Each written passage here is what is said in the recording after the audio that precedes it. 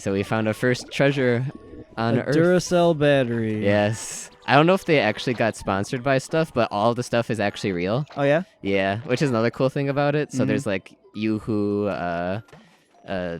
different kinds of pops, Yep. Duracell, all kinds of stuff. Uh-huh. And some Nintendo memes in there as well. Yeah. And some strange things as well, Mhm. of course.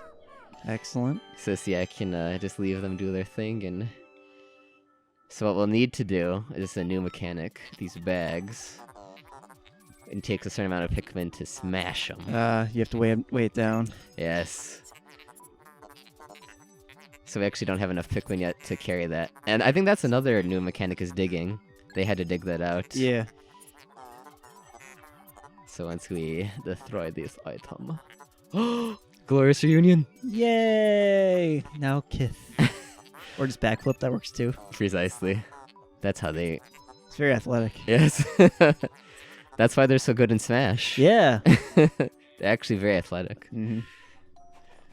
That's why the Pikmin have disjoints like swords for the aerials. That is true. Because Olimar's just like, yeet! Yeah. Because he's so athletic. Well, it kind of makes sense because Almar and Louie are as small as bugs. And, you know, bugs are usually, like, super strong for Yeah. their size. Mhm. So if you just scaled any bug up, they'd be amazing. Yeah. So, I suppose that makes sense. Indeed. I don't think... Or maybe we'll And have... since we know No, you don't. Olimar isn't too small for Smash, they had to scale him up. That is true. But Ridley's too big for Smash, uh-huh. I'm Yeah. glad Sakurai decided to get the riddles in anyways. Indeed. Yeah, usually they're pretty faithful, right? Because, like, Yeah. what characters have they had to change? Just like Alamar and... Well, like there are characters whose size varies, like Bowser. Yeah. His will change a lot. Ridley's size has changed a lot in Yeah, that's Metroid true. games. Because he's even been smaller in Metroid games than he is in Smash, right? Yeah, he's in been, like, Metroid, in Samus's Metroid 1, he size. was only like a little bit taller than Samus. Yeah. And then like in Prime, he's huge, and Other M, he's huge, and then in like Super Metroid, he's not that big compared to Samus. So yeah, his size has varied quite a bit. I don't think any of the other character sizes have changed that much. Yeah. Maybe like, Not noticeably, at least. I mean, Ganondorf I feel like is Mario a little might... bit, but like Ganondorf, they base it off of one game usually, and then that's his Yeah. character model for Smash. Yeah, that's So, true. Hmm. I think it's Alamar. Yeah, it really. I don't think there is anybody else whose size changes significantly. 20 out of 20. Oh yeah. Oh, yeah, and when you're attacking, they're not doing it now, but if you're near an enemy, Louie will also help. Yeah. So that makes you even more powerful. Mm-hmm. And also, when you're picking Pikmin, they'll both pick them for you, so Okay. it's even So when you mash it, faster. it's. Yeah, they'll split up and stuff. Mhm, yep.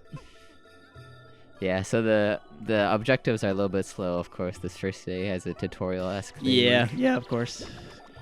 That makes sense. Because usually, this is an interesting object, because usually Pikmin will move faster. Because you can tell from the circumference that it's maxed out, Yeah. but the max is its actual weight too. So you can't speed it up at all. Mm.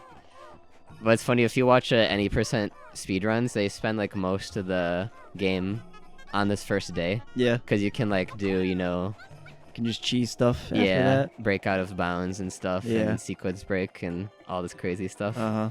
And it involves killing like your... actually involves Pikmin extinctions and stuff. Really? Yeah. Wow. So you have to kill all of your Pikmin and stuff. It's really weird. Uh-huh.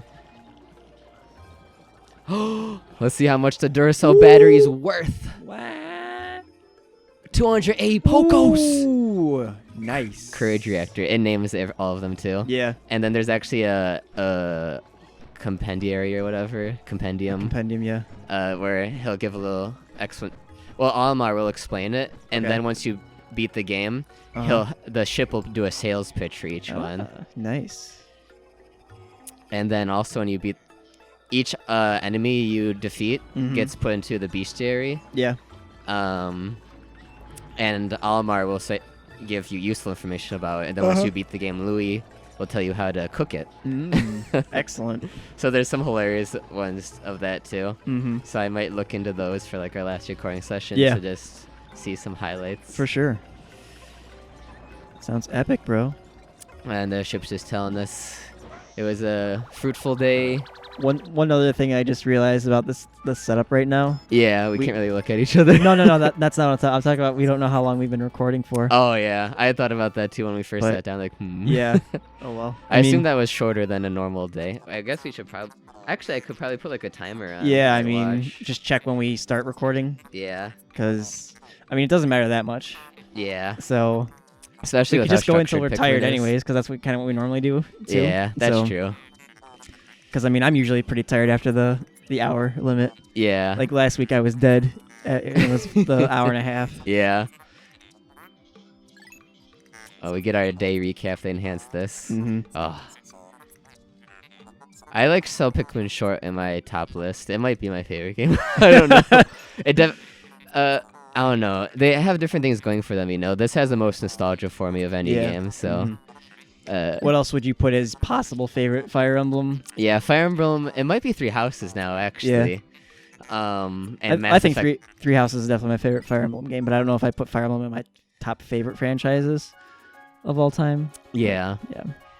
It'd be Mass Effect. Mass Effect 3. Yeah. So it'd be Pikmin 2, because I do like 2 better than 3. Okay. And then yeah, Three Houses and And Mass Effect 3. maybe 3. Interesting. Why do you like 3 better than 2? Mostly I feel like the Tali romance got fleshed out more. It's Yeah. mostly story reasons. Yeah. Because I feel like it's a smoother, quicker. I feel like it's a more streamlined experience for the most part too until Until the ending. Yeah. If Mass Effect 3 had a good ending, it would be a really good game. Yeah. But even, I mean, like, with as bad as the original ending was, and then they kind of, you know, they tried to fix it, but, like, it's still just so disappointing after this huge epic scale Yeah, thing, definitely. and then it's just like, it's a wet fart that, Yeah. that ends the game, basically. Yeah. It did get saved for me a little bit because I got into like the conspiracy theories of like Oh, it's actually the good one is actually the renegade ending because Shepard was actually indoctrinated, and Yeah. I mean that's interesting for sure. Yeah. So it kind of helped. And like you know the graphics are a little bit better and all that too. But I think honestly it's a lot of just a Tali romance. Yeah. And storyline. Yeah, that's fair. Cause she feels like more of like an adult in 3 and whatnot. Yeah. And I do put story a lot usually. I mean I guess Plus, I like the I actually really like the war assets aspect to it, yeah I actually thought that cool. was super fun too. and I mean, you know, it's the best way that they could, you know, make this big epic, huge scale war with the Reapers and make you feel consequential in it too. Yeah. Because otherwise you're just one ship and you can only take 2 people on your missions, and how are you gonna fight the Reapers by just being 3 people on the ground or whatever. Right. And I think that's the way they did is a clever way of handling your involvement with the war against the Reapers. So Yeah. I agree. Yeah, and there is the complaint like, oh, the Reapers are right here and you're just going around doing like wiping Errand people's work. floors, Yeah. and stuff. But I don't know, it never really bothered me. no, I think it Too makes much. sense because Yeah. you do, you know, when you're presented with this with, I don't know what to call the Crucible as just a general noun, but when you're presented with the Crucible as a way of killing off all the Reapers and ending the war against them, because you're not going to win otherwise, then it's just kind of like, well, yeah, you're going to try to collect the resources to get it built. So, Right. I mean, it makes sense that Shepard's not out there fighting the Reapers directly because he's going to lose anyways. So Yeah. why complain? Like, do you want every single like mission to be, oh, we're taking down this Reaper, and it's just all these massive boss battles against these Reapers? No, that's dumb, because then also takes away from the really cool moments where you are like directly fighting a Reaper, like on Tachanka, right? Yeah, That that's you fought true. one. Yeah, that felt like crazy. Yeah, exactly. And I feel like it was real powerful to run away and have to leave Earth behind at Yeah, the beginning of the right? game. The game started off really well, and I feel like it almost ended well too. It could have Because the build up and when you got to see all the different races banding together and Yeah, whatnot yeah, at the end, Mm-hmm. it started to feel cool. Mhm. Of course, it was What- not. I think if at they the had just very end. if they kept everything the same up to the point of the final cutscene, where Yeah. if your three choices were actually significantly different, other than just which color explosion do you want to happen, then if there were serious differences between those three endings, that would have been a good way of doing it, I think. Yeah. Even if like one ending kind of is not as interesting as the others or whatever it may be, then that's still better than what they gave us. Right. And I also remembered probably the main reason why Mass Effect 3 is my favorite is the Citadel DLC. So, oh yeah, that's fair. Yeah, because that is just so great. Yeah, indeed. Like, that's the true ending to Mass Effect, I feel like, and it's so much better than the story ending to Mass Effect 3. Yeah. Because that feels like a true celebration of everything Mass Effect is, and how good Mass Effect can really be. Right. So it's so funny, and they put like so much into it. yeah, and yeah. That's like one of the best DLCs in my opinion. Yeah, too. I think it might be my favorite DLC of all time. It's between Citadel DLC, Tiny Tina DLC, and Borderlands 2, the D&D one. Yeah, that one is really good too. And like Red Dead Redemption, the zombie DLC. Oh yeah. And then like Witcher 3, Blood and Wine. Those are all really, really good DLCs. Like Blood and Wine and the zombie DLC for Red Dead are both like separate games in and of themselves, just about, because they're so huge. Yeah. And then the Borderlands, of course, that whole DLC is just fantastic. Yeah. So, yeah. Yeah. When a game feels like a new game because of the DLC, that's when you know it's good. Yeah. And honestly, I feel like Mass Effect 3 might have ended up with a better reputation if they had kept Shepard alive and just had the Citadel DLC be The true ending. be afterwards and just be able to wrap up the game. Yeah.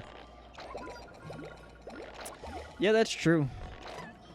Because they do kind of leave it off on that note too, like we might not see each other again, but we spent the best time of our lives or Yeah. doing this crap, Mhm. whatever. Indeed.